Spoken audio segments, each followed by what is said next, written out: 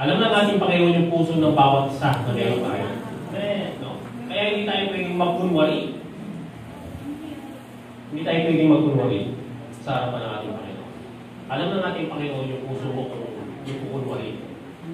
Alam na natin, Panginoon, ito yung puso mo kung makasarili. Alam na natin, Panginoon, yan. Wala tayong pwedeng itago sa harapan ng ating Panginoon. Sige po, bago po tayo mag-start, pray muna tayo. Muli, Panginoon, salamat po sa umagang ito. Salamat sa lakas na meron kami. Karunungan na meron kami na nagmumula sa iyo. Alam po namin yung karunungan na nagmumula sa iyo ay meron itong pagtitiis, meron itong malaking pangunawa, Panginoon, na nagmumula sa iyo. At lalo higit, meron itong malaking pag-ibig sa kapwa namin, lalo higit sa iyo, Panginoon. Tinataas po namin ang inyong pangalan sa pangalan namin, Panginoon Jesus. Amen. Kaya po, napakasimple lang po. Pag kulay-kulayan po natin ngayon, merong dalaw po, pag-kulay-kulayan po natin ngayon. Karunungan ng sanlibutan at pangalawa, karunungan na nagmumula sa ating Panginoon. Kaya po sa umaga ito ay sa oras na ito, bawat puso natin, wala tayong pwedeng itago sa harapan ng ating Panginoon. Ang karunungan ng sanlibutan, ano po ang karunungan ng sanlibutan? Puno ng pagkukunwari. Tama? Malapit na po yung alalan ngayon. Next year. Tama po ba? Ang daming pangako. No? Yan ang karunungan sa sanlibutan. Meron lang silang gusto na makuha sa atin. Ano yun? Yung boto mo. Yan lang ang gusto ng mga nanunungkulan. Pero hindi lahat ng nanunungkulan. Baka merong gusto umabot dito. Hindi lahat ng nanunungkulan. Sige, bago tayo magsimula ay pwede bang pakasabi sa katabi ko? Huwag kang matutulog.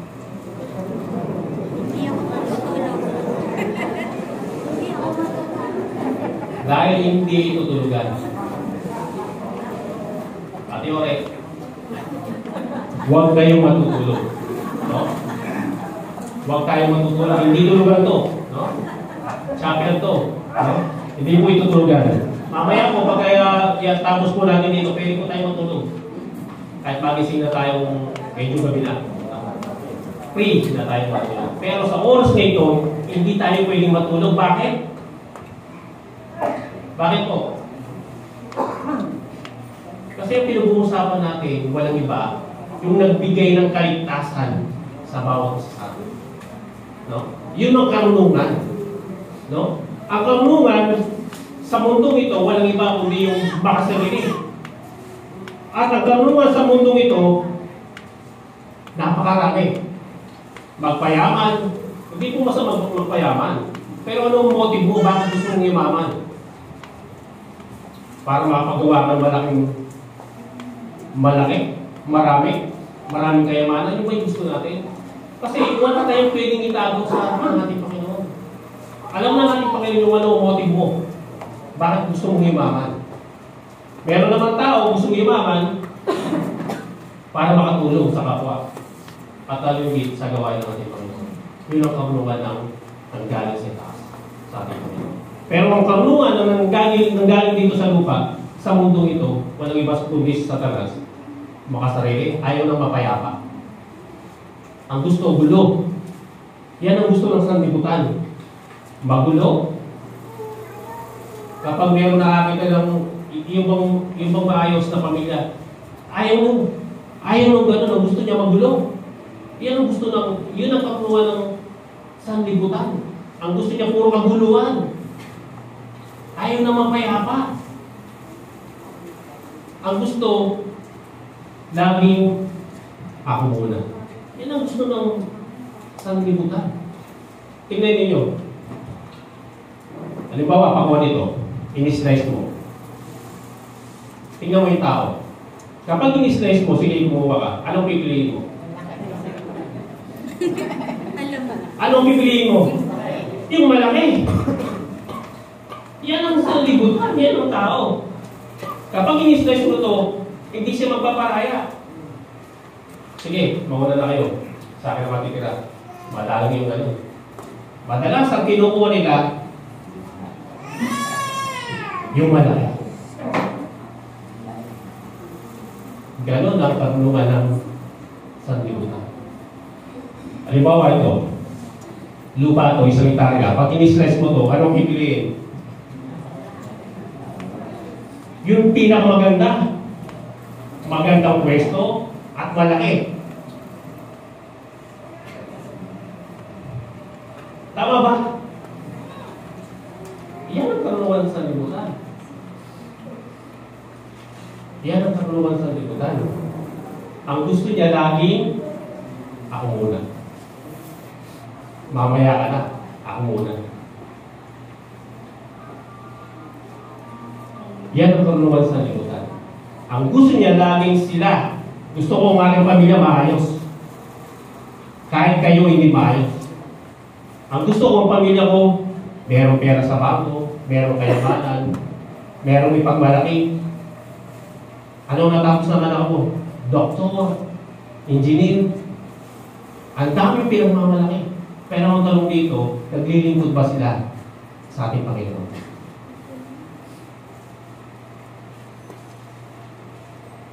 Yun po ang karunungan sa Diyos. Pero hindi masama yan. Mas maganda katapos ka doktor. Para dito lahat tayo dito libre. Maganda katapos kang engineer. Lahat ng drawing dito, lahat ng architect, libre. Ang ibig kong sabihin dito, gusto kong i-drive dito mga kapatid. Yung karunungan ng sanlibutan, ayaw ng mapayapang buhay. Ang gusto laging gulo. Ang gusto laging sila. Yun ang karunungan ng sanlibutan. Pero mga kapatid, ang karunungan na mumula sa ating Panginoon, at sabi niya rito sa ang karunungan ng sanlibutan, sabi niya rito, sa unang Korinto, chapter 3, verse 19, ang karunungan ng sanlibutan ito ay kamangmangan sa harapan ng ating Panginoon. Alam po, meron po akong gusto kong share yung architect namin yung kapatid niya. Mayaman din. Kinuha akong driver. Pinag-drive ako sa Maynila. Habang nagdadrive kami, lagi siya nagkukwento, makwento siya. Ano po ang sabi ko sa kanya? Ang karunungan ng sanlibutan ay kamangmangan sa harapan ng ating Panginoon. Ano po ang sabi sa akin? Lahat na kapampangan talaga yung mayabang. Kasi ayaw nilang tinutuwid. Kasi mapera sila. At marunong sila. Ang kapampangan ay mayabang. Pero hindi wala sa akin. Kasi alam ko yung patuwiran ng ating Panginoon. Ay totoo naman. Pinagmamalaki nila, marunong sila, tapos sila, at mayaman sila. Pero sabi ng Panginoon, ang karunungan ng sanlibutan ito ay kamangmangan sa harapan ng ating Panginoon. Ano ang tunay? Sino ang tunay na matalino? Pwede ko sumagot. Sino ang tunay na matalino? Yung tapos na college? Hindi mas namayan, maganda yan eh. Ako, elementary lang. Grade 1 lang, kapag lagi ako inatin ng nanay ko, pag tumalik ko na siya, kakalik ko na rin ako. Ayaw ko mag-aaral. Sabi ko, bakit ako sukoy mag-aaral? Pero napakaganda yung tapos ka ng college. No? Maganda. Ano yung po, ang sinasabi ko po rito, huwag natin hindi natin pwedeng ipagmalaki ang karunungan ng sanlibutan. Hindi natin pwedeng ipagmalaki ang kayamanan na meron tayo.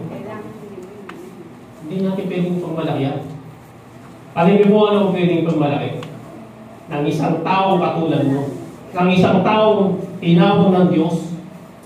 Ng isang taong niligtas ng Diyos. Ano pwede natin ipagmalaki? Yung gandang lalaki natin? Parang pinamagandang lalaki dito. Wala tayong pwedeng ipagmalaki. Ang pwede lang natin ipagmalaki ang ginawa ng ating Panginoon doon sa krus ng Kalbaryo. Sinamatay, pinako sa krus, alang-alang sa atin. Ngayon, kung walang namatay sa krus ng Kalbaryo, saan tayo mapupunta? Impyerno tayo. Lahat tayo dito impyerno.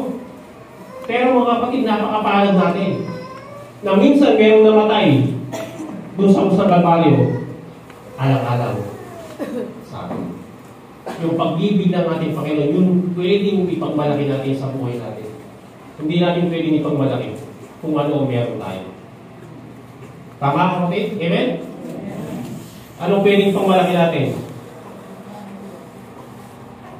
Jesus. Si Jesus. Ano yun po? Dati po nasabi sa inyo ito. Kapag nakakita akong mayaman, masabi mo sa kanila, swerte kayo. Pero ako, mapalad. Bakit? Lahat na sumampalataya sa ating Panginoon ay mapalad. Amen? Kaya sabihin mo sa buhay mo, sa sarili mo, isa akong mapalad. Bakit? Kasi kapag namatay ka, sino gusto mo mamatay ka rito? Magtaas ng kamay. Ako hindi ko alam, parang nalalamot na ako, baka gulay na lang ako. Sino magpili? Wala bang gusto mamatay dito?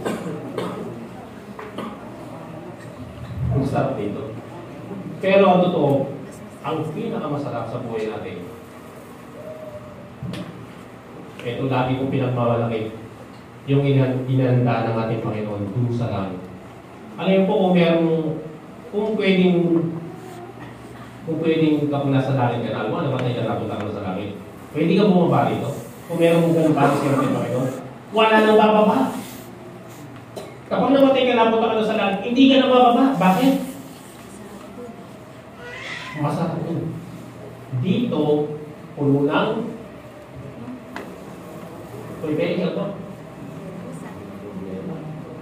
puno ng problema.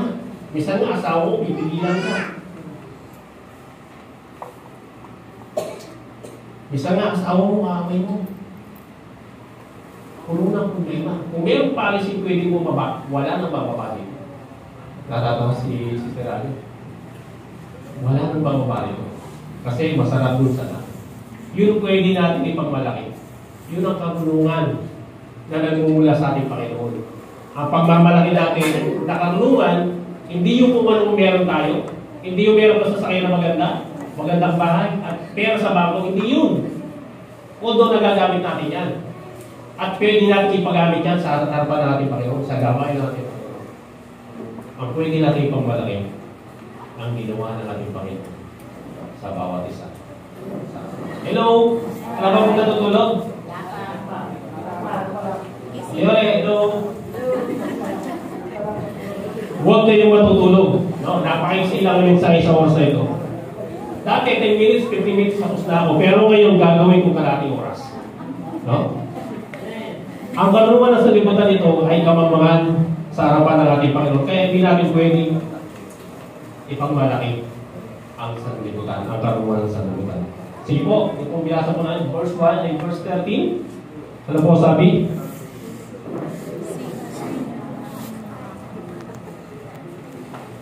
Sino sa inyo ang marunong at nakakaunawa? Ipakita niya ito sa pamamagitan ng wastong pamumuhay, bunga ng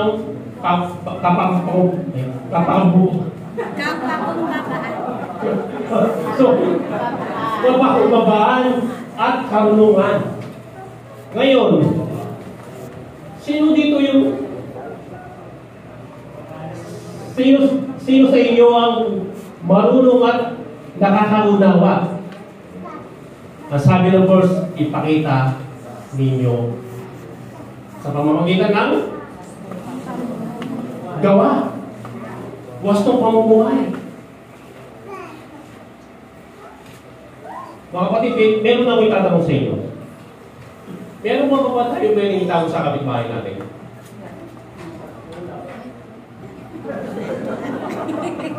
Ano ba? Wala tayong may pwedeng itago sa kapitbahay natin. Bakit? Kasi alam ng kapitbahay natin kung anong klaseng ugali tayo. Madam kaya tama? Wala tayong pwedeng itago kung anong klaseng ugali tayo, kung anong meron tayong ugali. Kaya sabi niya ito, ipakita sa wastong pamumuhay. Pinapakita ba natin sa kapitbahay natin? Nagtitigil ba tayo kapag gusto natin magalit? Kasi nakakaya sa kapitbahay natin. Umanda ka. Mamaya, Felix, umanda ka. Meron pagpipigil. Alam po dati nung buhay ko yung binang pumapahay, gusto ko na magalit sa asawa. Sabi ko, nandito lang tayo sa kapitbahay ng binang ko. Kung di, yari ka. Magpipigil tayo, bakit? Kasi Kristiyano tayo. Yun ang bunga ng karunungan na bumula sa Diyos. Merong pagpipigil. Flexible tayo. Pwede kang dalhin dito, pwede kang dalhin dito. Hindi pwede yung gano'n yung ugali mo. Kasi ganito ugali ko. Tama, Michelle? Ganito tayo yung boses ko. Hindi ganun. Flexible tayo. Yun ang tamang karunungan galing sa Diyos. Ipakita ninyo sa pamamagitan ng wastong pamumuhay. Kapag ba sinabing wastong pamumuhay, ano po yung mga kapatid? Ano ang ibig sabihin? Tama, mabuti. Mahayos na pamumuhay, tama? Kuya Felix? Para dito? Para dito, maraming pagpipigil to. Magpipigil ka. Kasi, Kristiyano po tayo. Yun ang karunungan galing sa Diyos. Verse 14. Ngunit kung ang nag-aari sa inyong puso ay inggit at makasariling hangarin, ano ang bunga? Ano ang bunga ng makasariling hangarin? Huwag ninyong iyan ipagmalaki at huwag ninyong ikaila. Hindi pwedeng itago ang katotohanan. Kapag tinago mo yung katotohanan, lalabas at lalabas ito. Una, sa bibig mo. Lalabas yan. Hindi mo pwedeng itago ang katotohanan na yan.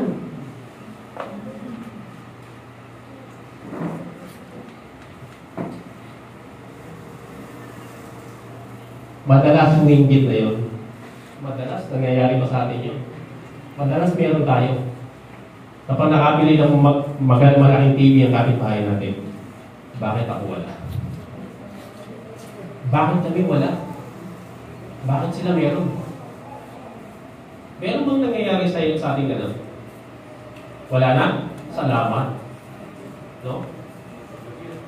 Dapat nga ipanalangin natin sila. Yung kapitbahay natin na umangat sa buhay.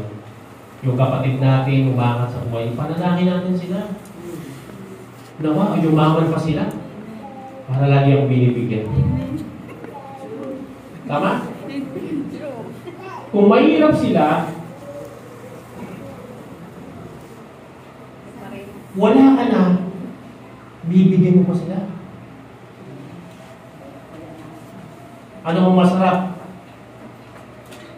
Kapag wala ka, napakadaling lumapit. Pero mahirap, hanapin. Madaling lapitan, kasi kapatid mo. Kaya ipanalangin natin sila. Huwag tayong mainggit kasi kapag nandito, kapag meron tayong mainggit at makasariling hangarin, sabi ng boss, huwag itong ipagmalaki.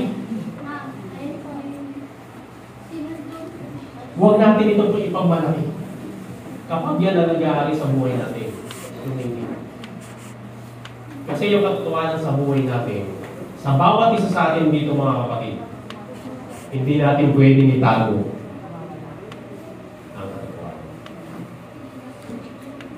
Amen, kapatid? Amen. Kala ko na, ako natutulog. Mamaya ay meron matutulog. Verse 15. Malapit na po tayo. Ang ganyang karunungan ay hindi galing sa langit. Hindi galing sa langit. At sabi niya rito, kundi makalupa. Ano ang ibig sabihin ng makalupa? Ano ang sabi? Makalaman. At mula sa demonyo.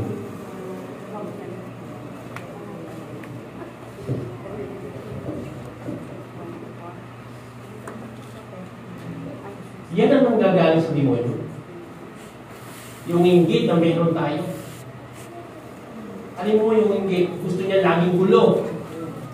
Ang gusto niya kapag nag-aanap buhay ka, ikaw ang kumikita. Bakit hindi pa nagkakasakit yun? Kasi pag nagkasakit, hindi nakikita pera. Yun ang bunga ng inggit. At laging away ang bunga niyan. Kaguluhan ang bunga niyan. Kaya sabi ng verse, ang ganyang karunungan ay hindi galing sa langit. Galing sa sanlibutan. Galing sa kapangumangan sa harapan ng ating Panginoon. Hindi galing sa langit yan, mga kapatid. Wala ba nangingit dito? Wala pa? Ipanalangin natin ang kapatid. Nawa lalo pa silang pagpalain ng ating Panginoon.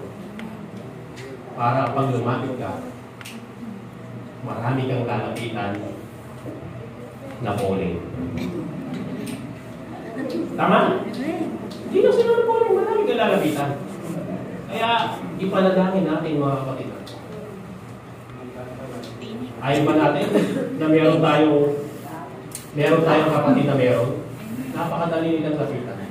Amen. Kaya lang, mahirap silang hanapin. Naman, hindi tayo mahirap hanapin. Lagi tayong nakasupport sa nangangailangan. Amen? Amen. Pasok mahirap. Amen. Yun ang buwan ng karunungan. At verse 16, sapagkat saan man nag-aari ang inggit at makasariling hangarin, nag-aari din doon ang kaguluhan at lahat ng uri masamang gawa. Totoo po yun. Totoo ba yun? Totoo yun. No. Totoo yun. Ito lagi ang nilitaw dyan. Masamang gawa. Kapag nag-aari yung kids na meron tayo. At verse 17, uri kakarungan mula sa langit, una sa lahat ay malinis, mapayapa, mapagpayapa, hindi mapaggulo, mapagpayapa, maamo, mapagbigay. Yun ang gusto natin. Tama? Ito laging paborito natin. Sino dito may paborito dito? Pagtaas ng kamay. Mapagbigay.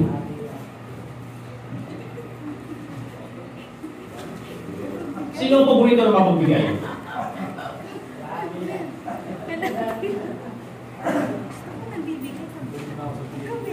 Mapagbigay ko ng awa. Masarap bang magbigay? Ano gusto niyo, magbibigay o kayo bibigyan? Magbibigay. Kaya mamaya ako lahat kayo may patulan. Masarap magbigay. Bakit? Mas masarap magbigay kaysa tumanggap. Sinabi niyo yun, ha?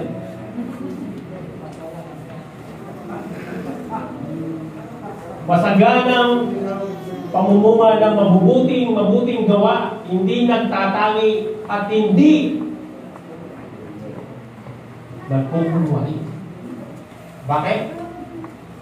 Dahil wala tayong pwedeng itago sa harapan ng ating Panginoon. Hindi nagpupunwari, hindi plastic. Sabi niya, kapag meron tayong mga plastic na kausap, ang tawag doon, yung matibay na plastic? Orokan.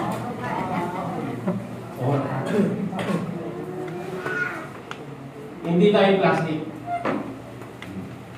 Hindi nagpupunwari. Puno ng pagmamahal, puno ng mapagbigay, puno ng awa, masaganang pamumunga ng mabuting gawa, hindi nagtatangi. Sino dito ang madalas ng tangi o tatangi na tao? Ang gusto lang kausap yung mga kaibigan niya. Ano ba? Yung may pera ang gusto niya kausap. Ang gusto ko lang kausap, sinana po. Ganun ba? Kapag wala tayong pera, hindi tayo pwedeng kausapin. Hindi natin pwedeng kaibigan sila. Kasi wala silang maitutulong sa atin. Ganun ba yung Krisyano? Yung buhay-bunga ng karunungan, ang bunga ng karunungan, hindi nagtatangi. Kahit wala siyang pera.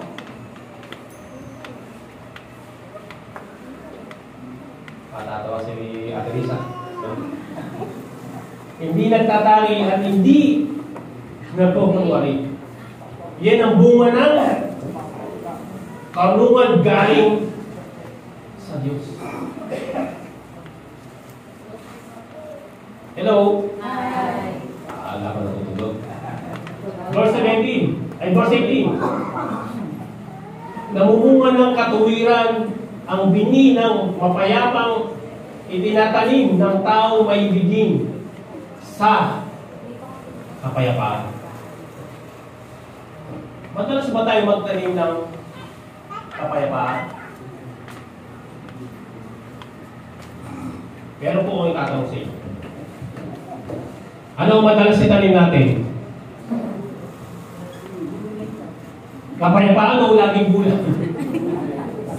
Ano ang madalas itanim natin sa buhay natin? Kayo makakasagot sa sarili niyo. Ano ang madalas itanim natin? Sama ng loob? Alin yung, kapag lagi nakatanim dito yung bigat, sino ang matatalo? Ikaw. Ikaw ang talo. Kasi tuwing nakikita mo yung kapatid mo, gigil na gigil ka, masama mo, pero siya tuwa-tuwa. Kasi wala sa kanya, wala siyang dala-dala. Sino ang talo? Ikaw. Kaya ang tanong dito, ano ba ang gusto nating tanim? Karunungan galing sa Diyos o karunungan galing sa demonyo?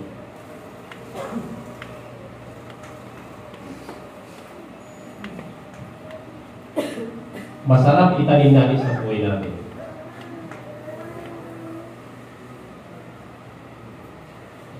Magtanim tayo ng kapayapaan.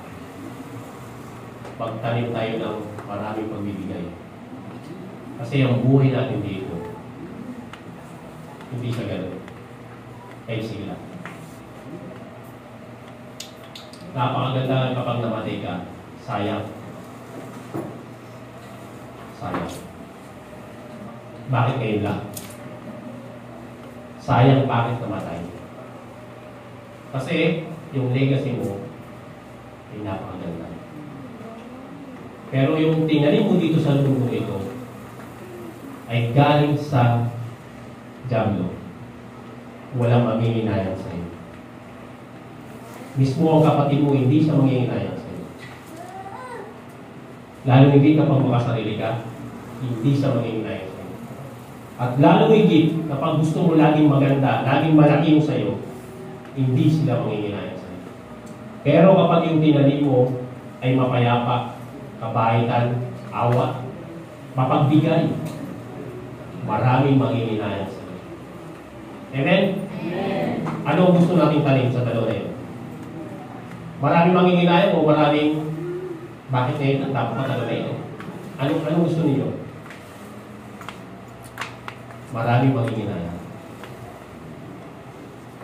Tama? Pinahanto ko na. Maraming manginginayang. Kasi ang namumuhay ng katuwiran ang bini ng kapayapang itinanim ng tao may bigin sa kapayapaan. No? Kaya piliin natin yung mas maganda. At sabi niya rito, sabi niya Kawikaan, chapter 29, verse 3, ang nagpapahalaga sa karunungan ay nagbibigay ng galak sa magulang. Ang ganda, no? Sabi niya rito, ang nagpapahalaga sa karunungan galing sa Diyos ay nagbibigay galak sa magulang. Bakit? Bakit nagbibigay ng galak sa magulang? Kayo ba gusto ninyo mga anak ninyo ay laging gulo? Lagi sila sa kaguluhan? Ayaw natin yan. Ang gusto natin mga anak natin, lagi silang mabait. Sino ba dito yung laging madalas magpurong na nilang mga anak? Magulang, marami. Magulang, marami. Pero mga anak, laging cellphone. Kaya sabi niya rito, ang nagpapahalaga sa karunungan galing sa Diyos ay nagbibigay ng kagalakan sa magulang. Tapos mo kasi kung sana puro. Assistant mo ba? Iiwan yung aldero. Mga kapatid, kaya laking bagay yung mga anak natin nagpapahalaga sila sa karunungan galing sa Diyos. Sino ang kanino yung benefits muna? Sa ating mga magulang. Sa ating mga magulang. Kapag yung mga anak natin nagbibigay ng pinapangalagaan nila yung karunungan galing sa Diyos, unang-una, tayo ang makikinawa. Bakit? Kahit malinis pa yung mga plato, inuuga sa kanila. Yun ang benefits. Napakabait nila. Yung karunungan ng pagdadumula sa ating Panginoon. Gusto niyo ba? Oo, tama na. Sige pa. Sino dito tama na? Nasa kamay. May tama na. Sige pa. Ano yung po mga kapatid? Napakaganda. Pag-usapan yung karunungan galing sa Diyos. Tama? Napakaganda. Kasi kapag ang karunungan galing sa Diyos, lahat tayo dito makikilabang. Lahat tayo dito makikilabang. Pero kapag galing sa demonyo, sa diablo, ang meron tayo, walang pakinabang. Ang pakinabang, dugi, laging dulog, at walang kapayapaan. Kaya mga kapatid, namamaging po sa atin. Huwag natin kalimutan pangalagaan natin yung karunungan galing sa Diyos. Kaya sabi niya rito,